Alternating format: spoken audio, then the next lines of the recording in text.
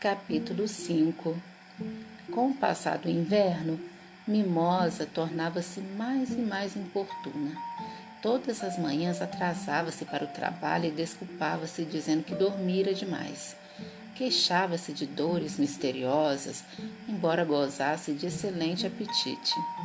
A qualquer pretexto, largava o trabalho e ia para o açude, à beira da qual permanecia admirando sua própria imagem refletida nas águas. Corriam também boatos de maior seriedade. Um dia, quando Mimosa entrou no pátio, toda contente, sacudindo a cauda e mascando um talo de feno, Quitéria abordou-a. Mimosa, disse ela, tenho um assunto muito sério para falar-lhe. Hoje de manhã, eu a vi olhando por cima da sebe que separa a granja de Foxblood. Do outro lado estava um dos empregados do Sr. Pilkington. Ele, embora eu estivesse longe, tenho quase certeza de que vi isso. Falava com você e fazia festas em seu focinho. O que significa isso, Mimosa? Ele não fez. Eu não estava. Não é verdade, gritou Mimosa, agitando-se e escarvando a terra. Mimosa, olhe-me nos olhos. Você me dá a sua palavra de honra de que o homem não lhe tocou no focinho? Não é verdade, repetiu Mimosa, sem olhar Quitéria de frente. Depois virou-se e galopou para o campo. Quitéria teve uma ideia. Sem dizer nada a ninguém, foi à baia de Mimosa e virou a palha com o casco. Ali estavam escondidos um montinho de torrões de açúcar e vários novelos de fitas de diversas cores. 3 dias mais tarde, Mimosa desapareceu. Durante algumas semanas, ninguém teve notícias de seu paradeiro, até que os pombos trouxeram o informe de que a haviam visto na parte mais afastada de Winnenden, atrelada a uma bonita carroça vermelha e preta em frente a uma estalagem. Um homem gordo, de rosto vermelho, calças, xadrez e polaina, com todo tipo de estalajadeiro, dava-lhe pancadinhas no focinho e oferecia-lhe torrões de açúcar. Seu pelo fora recentemente rasqueteado e ela usava uma fita escarlate no topete. Parecia muito satisfeita, segundo disseram os pombos. Os bichos nunca mais falaram em Mimosa. Em janeiro o tempo piorou terrivelmente. A terra dura como ferro não permitiu trabalho no campo. Houve muitas reuniões no celeiro grande e os porcos passaram ao planejamento dos trabalhos a serem realizados na estação seguinte. Fora acertado que os porcos, sendo manifestadamente mais inteligentes do que os outros animais, decidiriam todas as questões referentes à política agrícola da granja, embora suas decisões devessem ser ratificadas pelo voto da maioria. Essa combinação teria funcionado muito bem, não fossem as disputas entre Bola de Neve e Napoleão. Esses dois discordavam sobre todos os pontos em que a discordância era possível. Se um deles propunha o aumento da área de plantio de cevada, podia-se ter certeza de que o outro proporia uma área maior para o cultivo da aveia. E se um dissesse que tais e tais terrenos eram ótimos para plantar repolhos, o outro diria que não prestava senão para mandioca. Cada um tinha seus seguidores e havia debates violentos. Nas reuniões, Bola de Neve frequentemente obtinha a maioria por seus discursos brilhantes, porém Napoleão era o melhor na cabala de apoio durante os intervalos. Obtinha êxito especial com as ovelhas. Ultimamente, estas haviam criado o hábito de balir 4 pernas bom, 2 pernas ruim. Em ocasiões próprias ou impróprias, e muitas vezes interrompiam a reunião dessa maneira. Notou-se que mostrava especial disposição de atacá-lo. 4 pernas bom, 2 pernas ruim, justamente quando Bola de Neve chegava a um momento crucial em seus discursos. Bola de Neve estudara atentamente alguns números atrasados da revista O Agricultor e o Criador de Gado, encontrados na Casa Grande, e andava com a cabeça cheia de planos sobre invenções e melhoramentos. Falava com grande conhecimento de causa sobre drenagens, exilagem, escórias básicas e havia elaborado um complexo esquema segundo o qual os bichos evacuariam diretamente no campo, em lugares diferentes cada dia, para economizar o trabalho do transporte de esterco. Napoleão não criava projetos próprios, mas dizia com toda a calma que os de Bola de Neve dariam em nada e pareciam aguardar sua oportunidade. De todas as divergências, porém, nenhuma foi tão séria como a do moinho de vento. Não muito longe das casas havia uma colina que era o ponto mais alto da granja. Depois de realizar uma pesquisa no solo, Bola de Neve declarou ser o local ideal para a construção de um moinho de vento, que poderia acionar um dínamo e suprir de energia elétrica toda a granja. As baías teriam luz elétrica e aquecimento no inverno. Haveria força para uma serra circular, para a moagem de cereais, para o corte da beterraba e para um sistema de ordenha elétrica. Os animais nunca tinham sequer ouvido falar nessas coisas, pois a granja era antiquada e sua aparelhagem das mais primitivas. E escutaram boquiabertos Bola de Neve fazer desfilar como por encanto, ante sua imaginação, as figuras dos aparelhos mais espetaculares, máquinas que fariam todo o serviço em seu lugar, enquanto eles iriam aproveitar a folga pastando ou cultivando a mente por meio da leitura e da conversação. Em poucas semanas, os planos de Bola de Neve para o moinho de vento estavam prontos. Os detalhes mecânicos foram retirados principalmente de 3 livros que haviam pertencido ao Sr. Jones. 1000 coisas úteis para sua casa, seja o seu próprio pedreiro e eletricidade para principiantes. Bola de Neve utilizou como estúdio um galpão que antes abrigara incubadoras e cujo piso era de madeira lisa, própria para desenhar. Lá permanecia horas a fio, com os livros abertos sob o peso de uma pedra e uma barra de giz entre as 2 pontas do casco. Andava rapidamente para lá e para cá, traçando linhas e mais linhas e soltando guinchos de excitação. Gradualmente, os planos se transformaram numa complicada massa de manivelas e engrenagens que cobria quase metade do assoalho e que os outros animais achavam completamente ininteligível, mas impressionante. Pelo menos uma vez por dia, cada um vinha olhar os desenhos de Bola de Neve. Até as galinhas e os patos apareciam, pisando com grande dificuldade para não estragar os riscos de giz. Apenas Napoleão permaneceu desinteressado. Havia se declarado contra o moinho de vento desde o início. Um dia, entretanto, chegou inesperadamente para examinar os planos. Caminhou pesadamente em volta do galpão, olhou detidamente cada detalhe do projeto, farejou 1 ou 2 vezes, depois deteve-se a contemplar por alguns instantes pelo canto dos olhos. Então, inesperadamente levantou a pata, urinou sobre os planos e caminhou para fora sem proferir palavra. A granja estava profundamente dividida com respeito ao moinho de vento. Bola de Neve não negava que sua construção resultaria em uma empresa difícil. Seria necessário quebrar pedras e transformá-las em paredes, depois construir as pás. Haveria necessidade de dínamos e fios, onde seriam encontrados. Bola de Neve não dizia, mas afirmava que tudo poderia ser feito dentro de 1 ano. Depois disso, dizia, os bichos economizariam tanta energia que seriam necessários apenas 3 dias de trabalho por semana. Napoleão, por outro lado, argumentava que a grande necessidade do momento era aumentar a produção de alimentos e que morreriam de fome se perdessem tempo com o moinho de vento. Os animais dividiram-se em 2 facções que se alinhavam sob os slogans: vote em Bola de Neve e na semana de 3 dias e vote em Napoleão e na manjedoura cheia. Benjamin foi o único animal que não aderiu a lado nenhum. Recusava-se a crer, tanto em que haveria fartura de alimento, como em que o moinho de vento economizaria trabalho.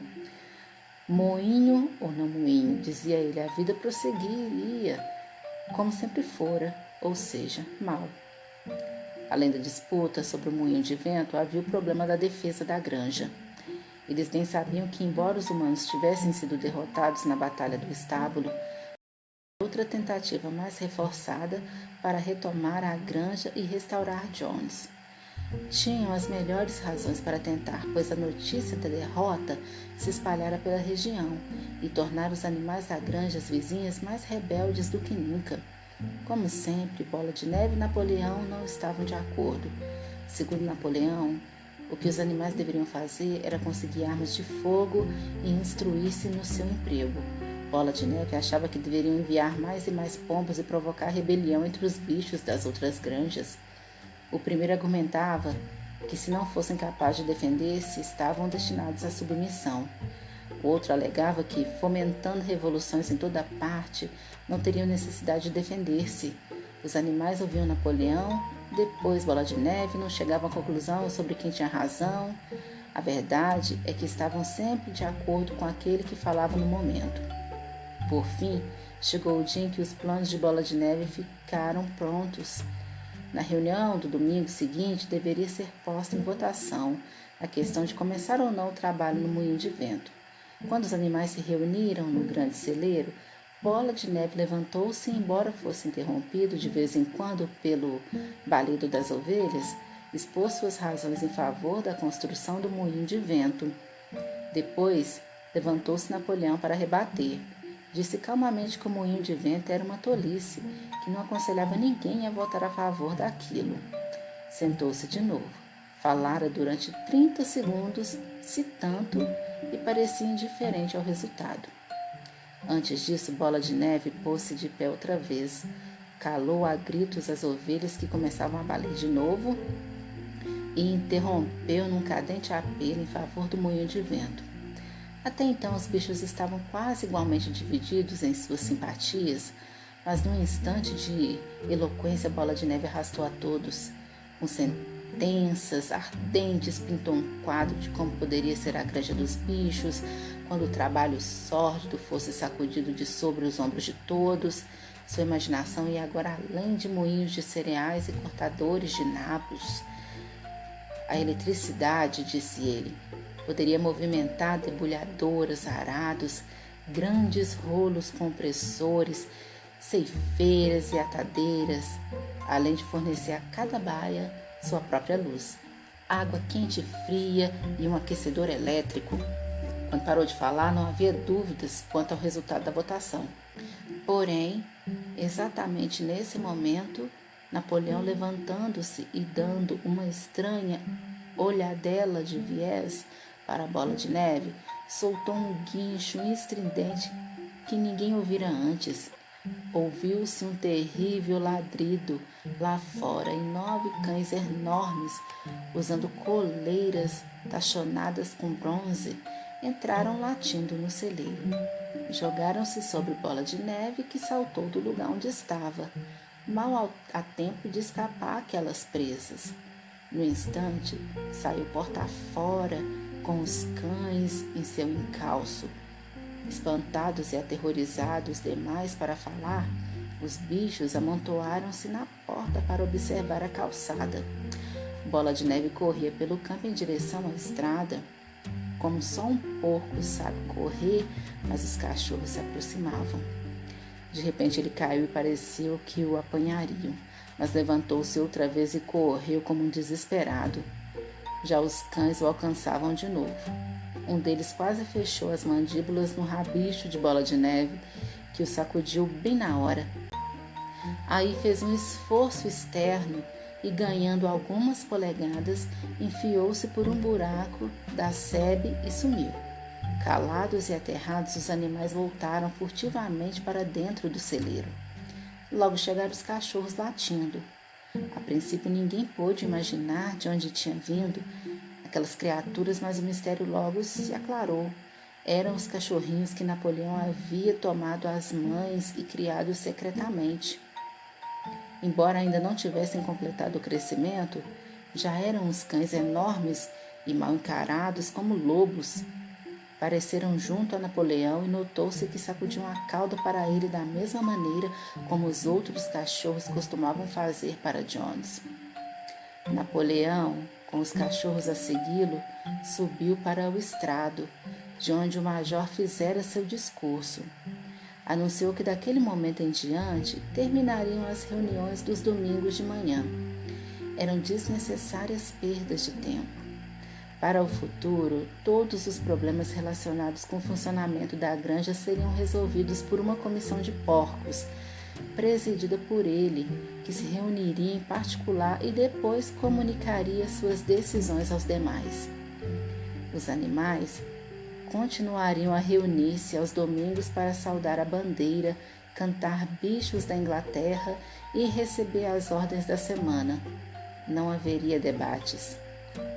A despeito do estado de choque em que a expulsão de Bola de Neve os deixara, os bichos ficaram desalentados com aquela notícia. Vários teriam protestado se conseguissem achar os argumentos.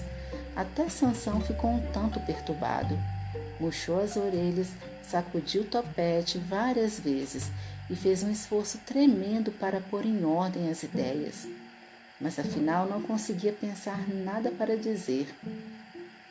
Alguns poucos, porém, tinham maior flexibilidade de raciocínio.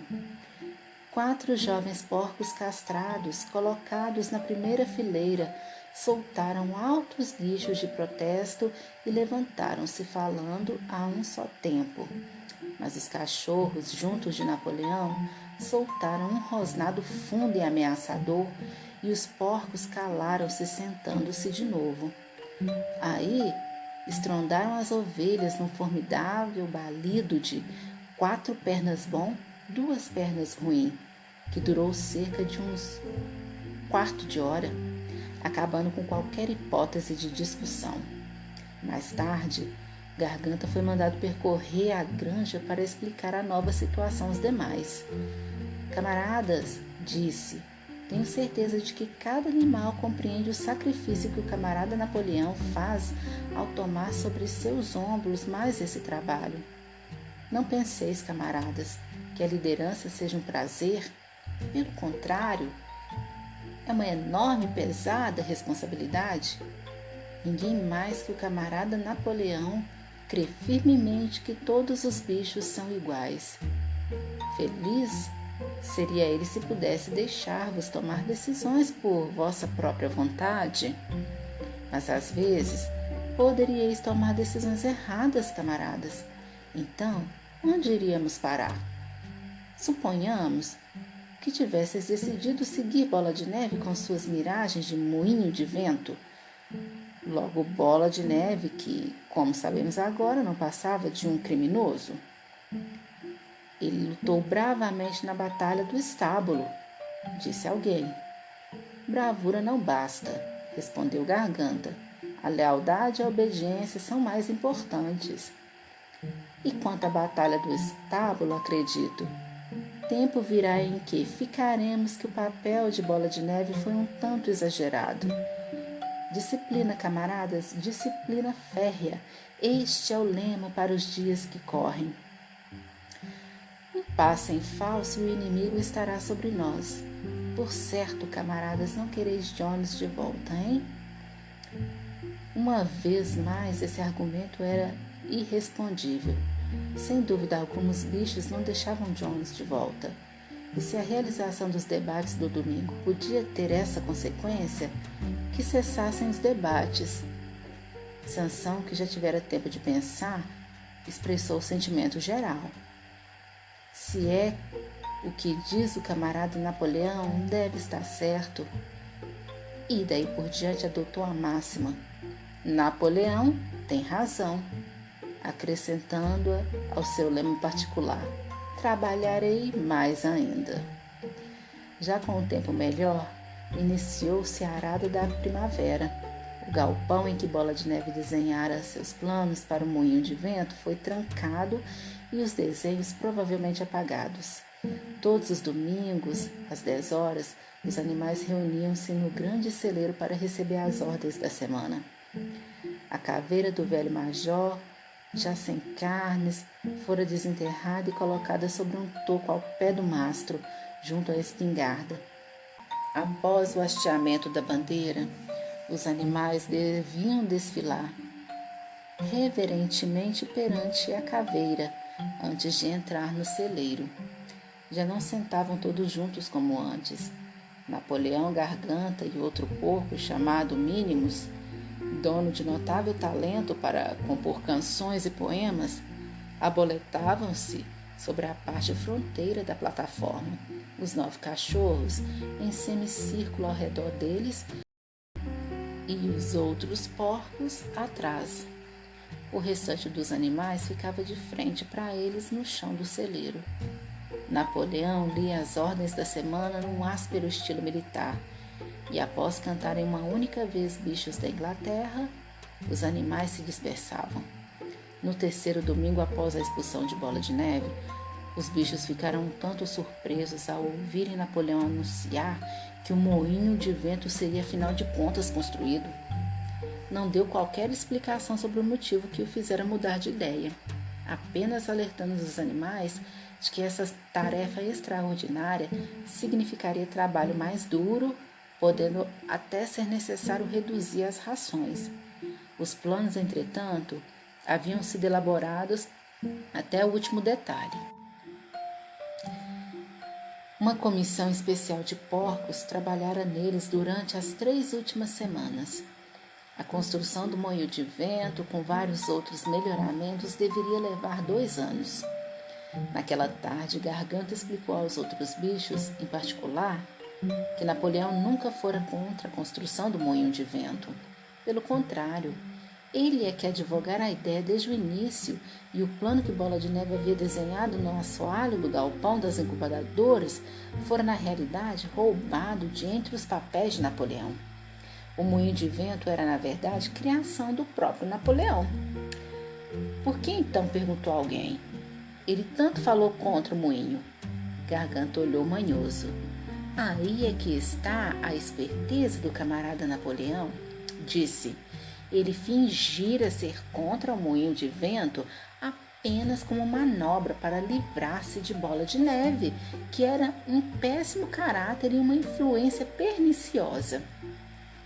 Agora que Bola de Neve saíra do caminho, o plano podia prosseguir sem sua interferência. Isso era uma coisa chamada tática. Repetiu inúmeras vezes. Tática, camaradas, tática. Saltando a roda e sacudindo o rabicho com um riso jovial. E os 3 cachorros, que por coincidência estavam com ele, rosnavam tão ameaçadoramente que aceitaram a explicação sem mais perguntas.